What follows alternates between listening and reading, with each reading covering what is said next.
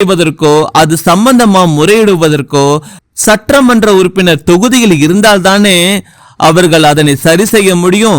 எப்போதுமே சட்டமன்ற உறுப்பினர் தொகுதியில இல்லை என்கின்றனர். இந்த பணிகளை யார் செய்வாங்கன்னு பொட்டில் அடித்தார் போல மக்கள் கேட்கிறாங்க. இந்த ஆண்டு கனமழையால பாபநாச தொகுதியில விவசாய பயிர்கள் கடுமையாக பாதிக்கப்பட்டுச்சு.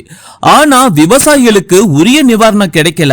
இது பற்றி ஒரு வார்த்தை கூட ஜவாஹிருல்லா மூச்சு விடவில்லை. தொகுதியில இந்த பிரச்சனைகள்லாம் இருக்குது என்பது அவருக்கு தெரியுமா என்பதுதான் கேள்விக்குறியா இருக்கு. தஞ்சை மாவட்டத்தில் உள்ள மற்ற தொகுதிகளை ஒப்பீடு செய்து பார்த்தா பாபநாசம் தொகுதி சட்டமன்ற உறுப்பினர் ஜவாஹிருல்லா எங்களுக்கு கிடைத்த சாபம் என்றுதான் சொல்லுவோம்.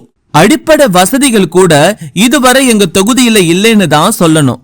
அடுத்த முறையாவது எங்களுடைய தேவைய வழிய தெரிந்த சொந்த ஊரை சார்ந்த நபர்களுக்கு ஆளும் மற்றும் எதிர்கட்சிகள் வாய்ப்பளித்தா நாங்க நிம்மதி பெறுவோம்.